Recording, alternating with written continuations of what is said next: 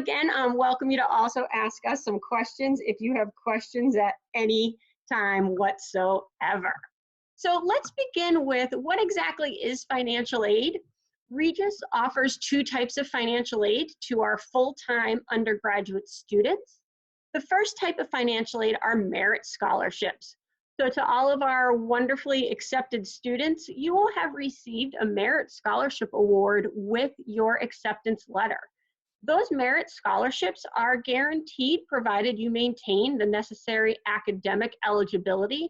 That's a GPA requirement as well as maintaining full-time status. And those merit awards are applied to your spring and fall semesters. Additionally, students may apply for need-based aid.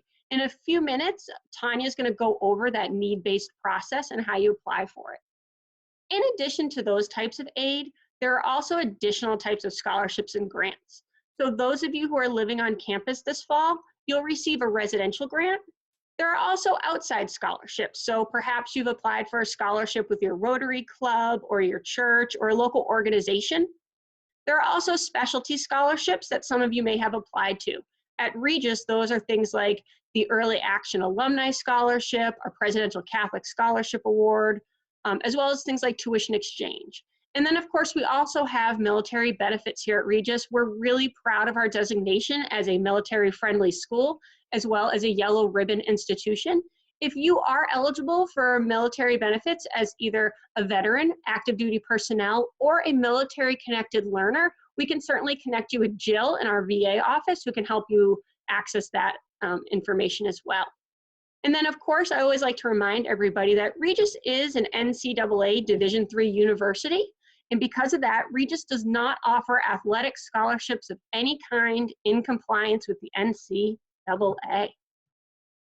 So how do you apply for merit scholarships? Great news, by applying to Regis, you have already applied for your merit scholarship.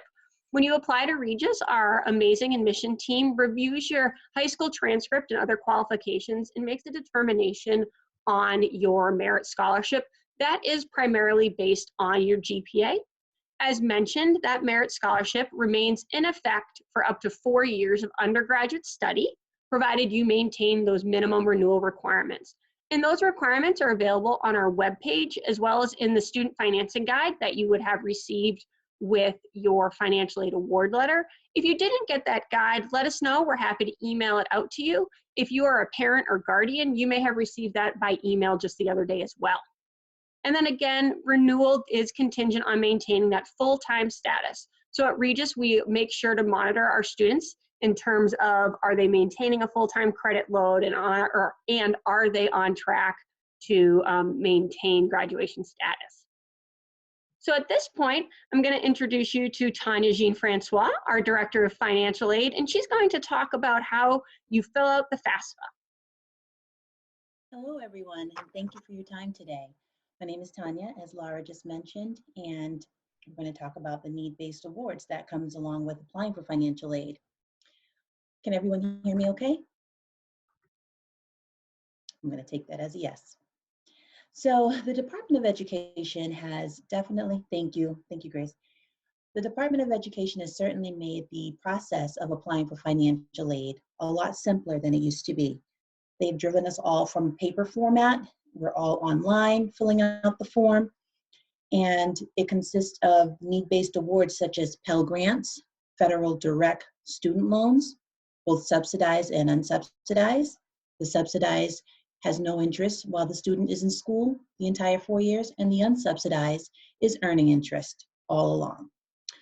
The parent and the students both must have a federal student aid user ID in order to log in and electronically sign the FAFSA. Also, I'm sorry, I skipped a couple of the need-based funds. Along with the loans, there's also Work Study, which is a very popular fund that our students and families inquire about. And you'll learn more about the Work Study process during our presentation. So in order to apply, you'll have your student ID number. You'll need our Regis code, which is on the screen. And once you've applied, it takes about 3 to 5 business days for us to receive that FAFSA. We ask you that you review the information that is sent back to you, such as a student aid report. Once you receive your notification that the FAFSA has been received by the Department of Ed. They will send you something in return.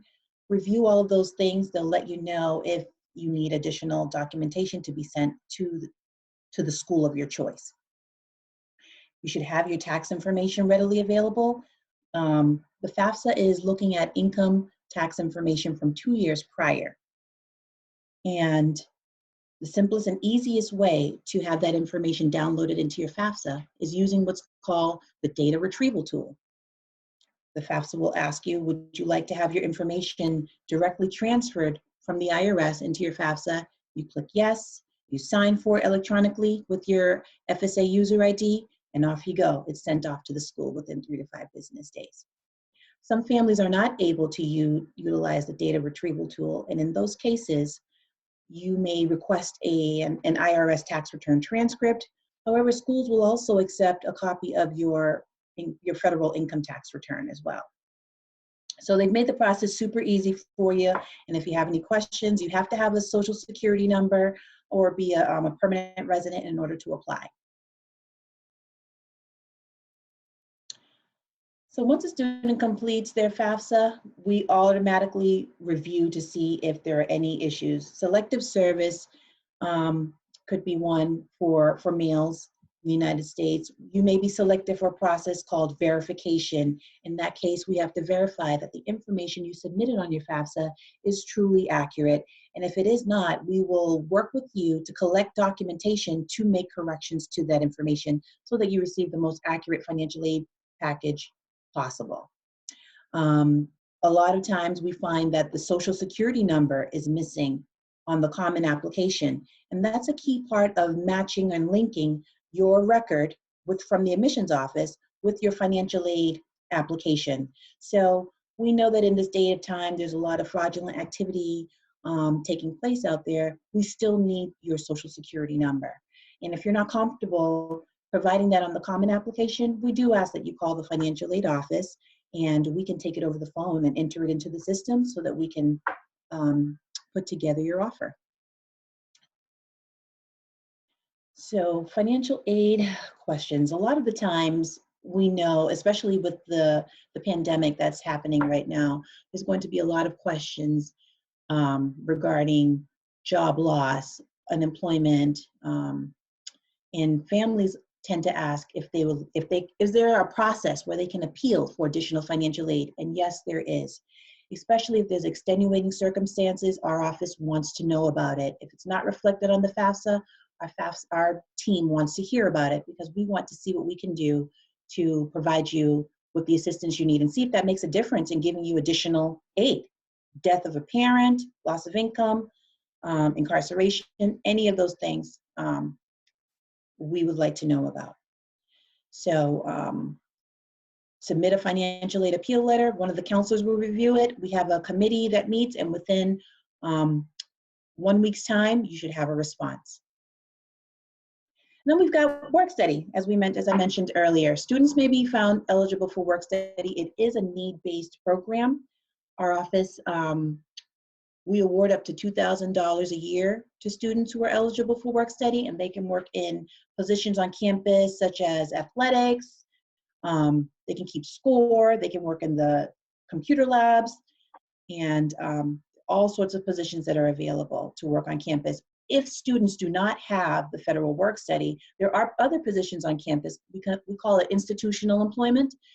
Students can work for the bookstore, they could work for our cafeteria services, but there are departments also, such as admissions, that will hire students to work and give tours, whether or not they have federal work study. So there are employment opportunities for all students. So one question that we do often receive is, what is with this mandatory health insurance that I hear about? So Massachusetts state law requires that any student who's a full-time enrollee has to have proof of independent health insurance coverage. And that is a law here in Massachusetts. To ensure that all of our students are in compliance with the law, we automatically bill all of our students with our institutional health insurance plan. Now, in the summer, you will receive, if you are an enrolled student, you will receive instructions directly to your home about how to waive Regis College's insurance with proof of your own independent healthcare coverage. So this is a standard practice at most institutions where students are put on an institutional plan and then they are able to waive that plan by demonstrating their own health insurance coverage.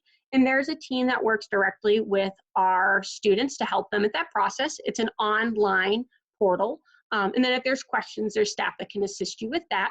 Again, this is something that you would receive over the summer once you are a fully matriculated student. So it is important, and you'll hear us say this throughout today's presentation, it's really important that your student continues to check the email address that they gave us when they applied to Regis College. Most of the correspondence about this type of information will go to that email address and their Regis College address.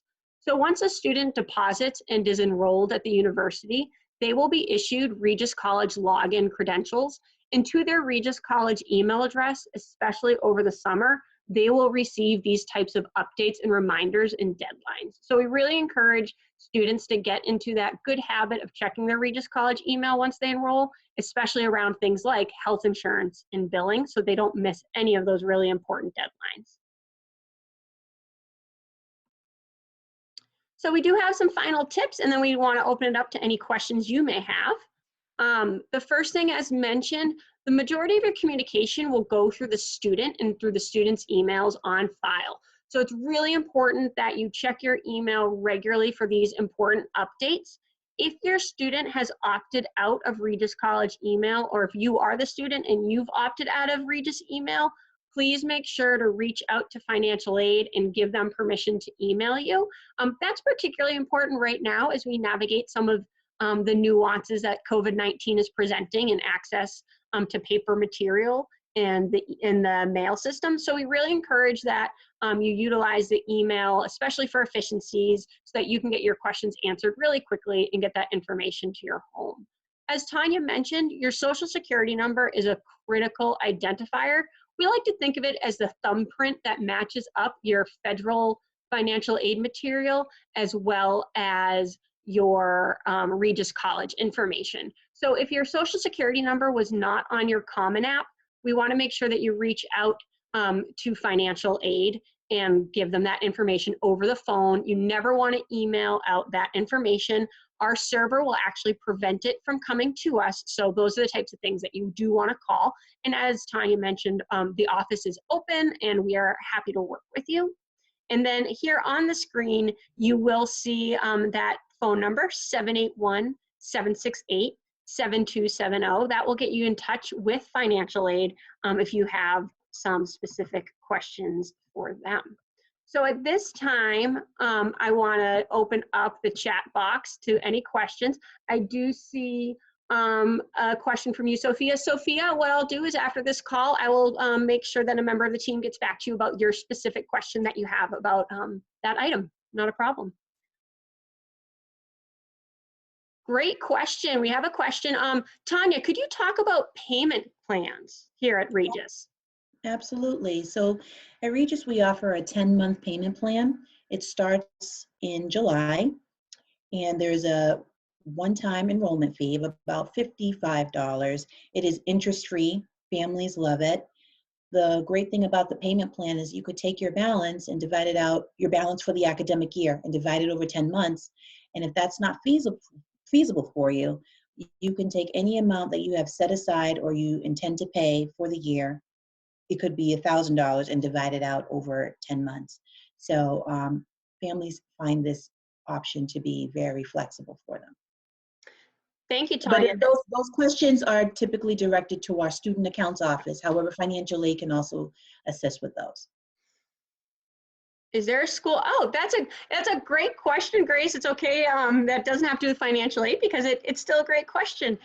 Is there a school nurse at school? Absolutely. Actually, Regis College, we have an entire clinic on our campus. So our Regis College Center for Health and Wellness under the watchful eye of our medical director, Dr. Diana Jones. So we do have for our students a full clinic under, like I said, her watchful eye, and it's staffed by a team of nurse practitioners. And then additionally, we also have a full counseling center on campus. We encourage students to use all the amazing services that our Health and Wellness Center has to offer, in addition to clinical care as well as counseling. They also host really great events like our holistic health fair. They have a nutritionist who comes on campus. They have a sports psychologist, and then they also run various different types of groups and activities for our students. So great question. Got another question. Is the payment plan, Tanya, managed by an outside service or directly through Regis? The payment plans are handled by a third party called Nelnet. And I saw another question related to the tuition bills. The bills will be sent in July, approximately around July 1st, and they're due August 1st. We do have a company that it's called Gallagher Insurance, and they handle the health insurance. You are able to waive it if you have your own health insurance, and they give you ample time to select it, to waive out of it, opt out, and remove that charge from your billing statement. Sorry for the typing. Megan, I got your question. I'm going to send you a specific email right after this call and connect you with that office to get that question answered for you. Another question just came in, and again, loving it.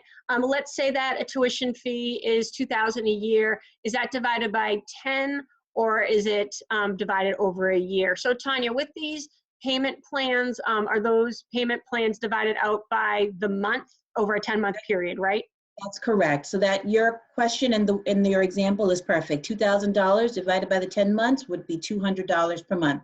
Starts in July. I believe it ends in March or April. Awesome. The payment plan. Have another great question.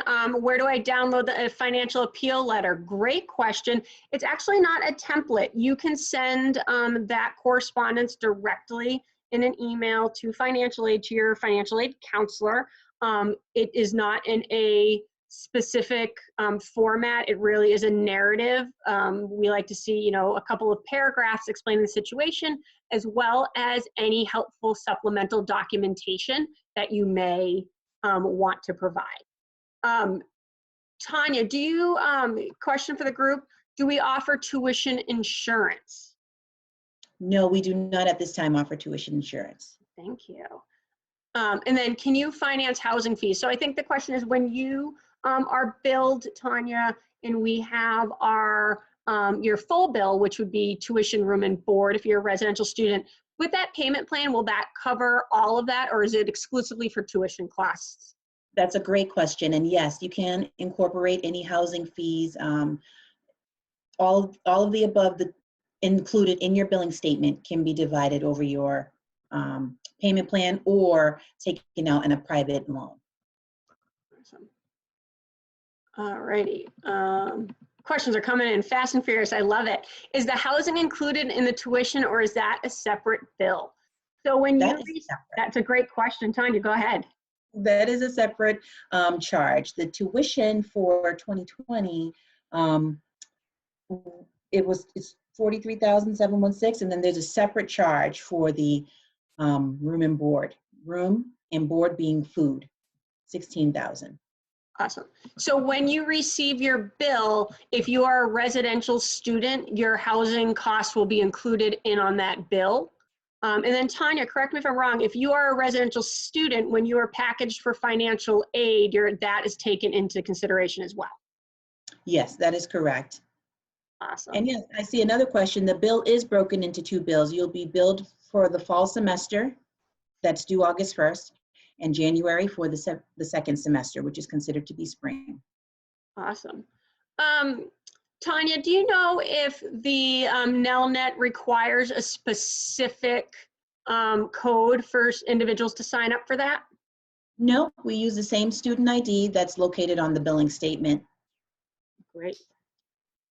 So if you are signing up for the Nelnet, you're going to use your student ID's ID number. That is posted in a couple different places, but you'll see it on your Students Financial Aid Award letter. If for some reason you can't find that ID number, feel free to give us a call over in admission and we can look that up for you or your student. All right, we got another question. There's a scholarship, you get 3.2. Okay, so the question is, what happens if I don't maintain that GPA eligibility? I'm summarizing a very good question. So Tanya, in terms of maintaining eligibility for merit scholarships, do you want to talk about how that GPA is assessed? Sure. So for our incoming students, we don't assess the GPA requirement until the second semester of their sophomore year.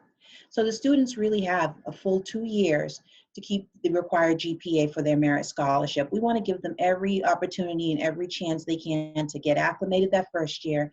And once they've got the swing of things, to really secure their GPA the way they should be to keep the merit. So by the end of the second semester of their sophomore year, financial aid will review their grades.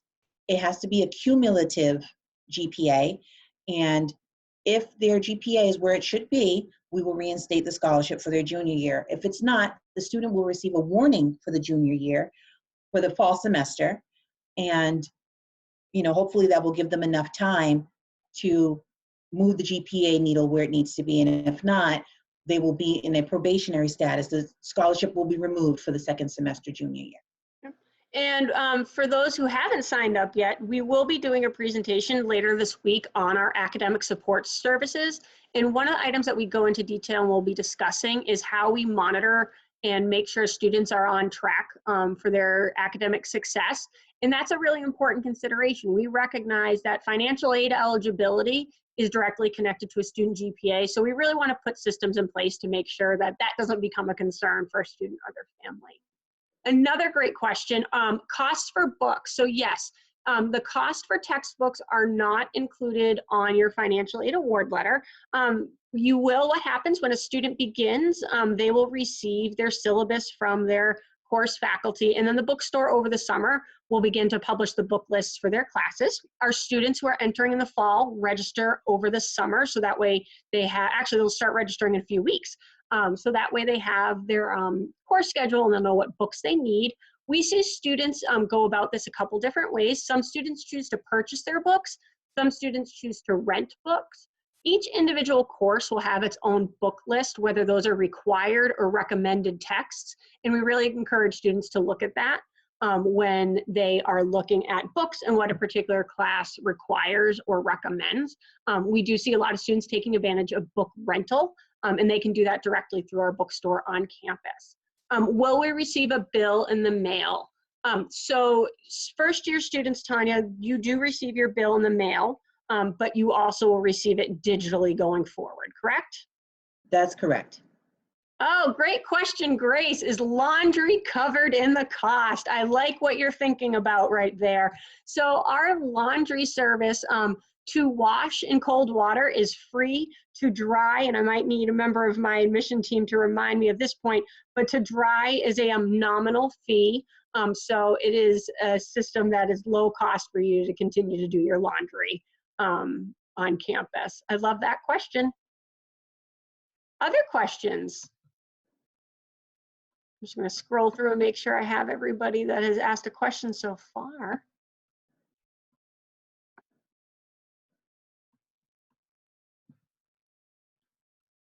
And I can say, anybody who sent me a message privately, I will respond to you directly. But I'm not sure what happens to the chat after we're done with the Zoom. Yep, I'm taking notes on them. Yep. Okay, excellent. The ones that I can see, Tanya. Another great, not take down my email and I will respond to you afterwards. Yep. Another great question. Can you please list all the categories under room and board besides house? So room and board, really neat and tight. Room is your housing, board is your meal plan. And if a student, yep, go, okay, another question. If a student does work study, when does it get credited? Great question, Karen. So if the student does work study, they're paid bi-weekly. So if they sign up for direct deposit, they'll get a check every 2 weeks. If not, they'll get a physical check every 2 weeks. And they don't get the funds unless they work. They have to earn it in order to receive a paycheck. And our students get paid on a bi-weekly basis. As Tanya mentioned, we also have institutional jobs. So, Alexander Patarelli, who some of you have met through your admission journey, our assistant director, he also manages our tour guide program. And our tour guides are institutional positions, for example. Okay, we got some more questions. sorry.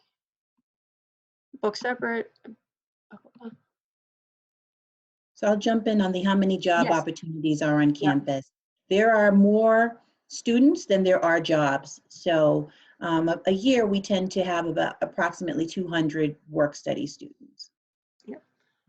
Grace, I think I know what your question looks like here in terms of all housing is guaranteed for incoming first-year students who deposit by the deposit date. And for those who haven't noticed yet, we did provide an extension to families to June 1 if they need that additional time. We recognize the uniqueness of the situation.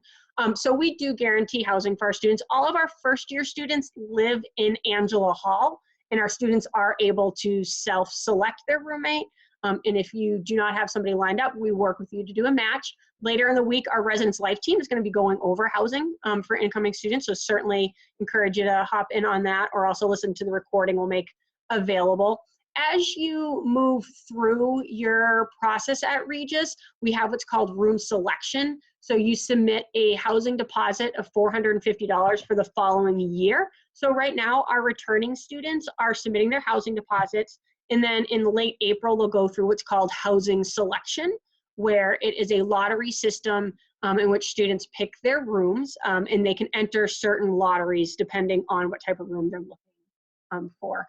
Angela Hall is all doubles with the exception of a couple of quads, and believe it or not, people often go jumping at the quads. We find students like to come in big groups too. So Angela Hall is all doubles. So every student has a roommate. It's a great question. And there was a question about credit towards tuition. I'm guessing, Karen, that was about work study. Work study is not credited towards tuition because we hope that the families are able to pay their bill. Their billing statement is due in August before school starts. So by the time they are earning their federal work study funds, the billing statement for the fall is already covered. However, there is an opportunity for students to apply their work study funds to their billing statement for the future semester. Another great question that came in. Yes, your enrollment deposit secures your spot. A $200 deposit secures your spot as a commuter student. The $450 secures your spot as a residential student. So that is your housing deposit, which is also your enrollment deposit for the fall 2020. Great question. And then there was another question about student loans. Are those paid yearly or at the end of the 4 years? So families that apply for either the Parent Plus loan or an alternative private student loan, those loans are paid, you apply on a yearly basis, annual basis. And they're credit-based, we apply them to the account, and then next year you do your FAFSA again, you figure out what your financial aid package is and what your billing statement is, you apply for another loan. So it's a yearly and it's applied at the end. It's applied on a semester basis. And if you apply for enough to cover room and board, it will be applied to cover your room and board charges as well. Yep, Karen, you're correct. So a commuter student, it's a $200 deposit, and then it's $450 for a residential student. You can deposit as a commuter and then decide, oh, do you know what, I want to live on campus, or vice versa. You can change your status. But again, it's $200 for a commuter, $450 for a resident. And to an earlier question, to make that deposit, you do need your student's ID in those in order to make that deposit. And again, we can help you if you have a question about that. These are wonderful questions. I do want to expand a little bit on one of Grace's questions about Angela only being doubles.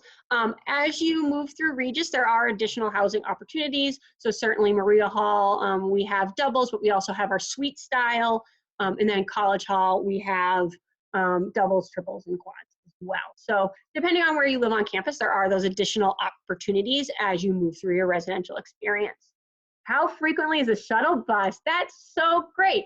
So our shuttle bus during the academic year, what we do is we really look at where our students need to be and when they need to be there. And so every semester we look at our schedule, and it runs every day and does run on the weekends. It also runs to some local shopping areas. So students, if they wanted to go shopping at the mall or go to the grocery store, they can do that. But students are able to take that to the Riverside MBTA, which is the green line. And that will bring you, if those of you who aren't familiar with Boston and our rail system. The Riverside stop is what's closest to Regis, and you can take that and it'll bring you right till downtown Boston. So absolutely, it goes on the weekend. That shuttle bus is a free service to our students. Sure, do a lot of students commute? So about 75% of our students live on campus, and the other 25% commute. The majority of first-year students live on campus in the start of the year, but again, it's important to do what works best for your family. I would certainly, we're certainly happy to have additional conversations if you have some more questions about that, and certainly join in on the housing session, and they can talk to you about what commuter life looks like as well as residential life. Yep, this is yes, it does have to do with financial aid. Yes, we did change our enrollment deposit to June 1st to give families a little extra time. We recognize the uniqueness of the situation. However, it is possible that programs could fill before June or May 1st. So if you're a student or you have been admitted into what we call a capacity program, those are our nursing program, dental hygiene, nuke med, sonography, etc. It is important that you remain in contact with our office so we can keep you posted on capacities. We will also send out alerts as programs fill. Can you have a car on campus? So first year students who are residential students cannot have vehicles on campus unless they require it for an accommodation, and we have a car committee that reviews those. We find that students do best when they are really living in that learning community and have the opportunity to connect. Students who are commuters do have cars on campus, and you know what? I am going to need to get that exact price for you, and we will post that in the Student 2024 group after this call.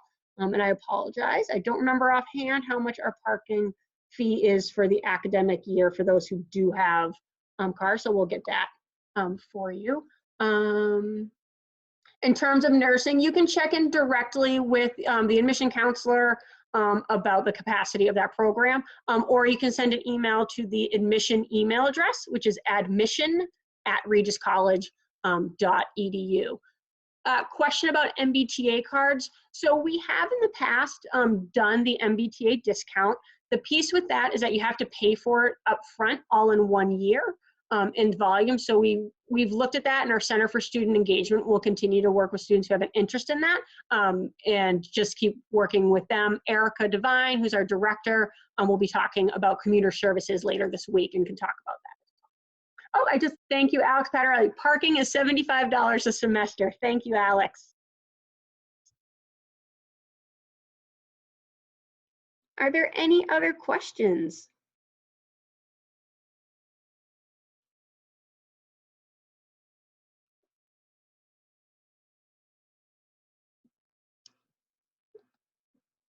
When is move-in day? So we move in over Labor Day weekend, but keep an eye out on other opportunities about move-in, because there are some other opportunities. So our student athletes move back earlier, and then there's some other groups that move in. So as we progress through the summer and as we send you information about course registration and orientation and other things, we'll communicate what move-in looks like and timelines for that as well. For those who live on campus, yes, we will send you those must-have lists for what you should buy in your room and what are the must-haves to make your residence hall space super comfortable and cozy. So keep an eye on those, and we'll provide you with measurements for area rugs and all that good stuff. Would we push back move-in because of COVID? We continue to monitor the situation and the implications of that, and so we will continue to provide those updates to all of our community members, future and present community members, and certainly, Grace, if move-in is implicated, we will keep you all very much posted.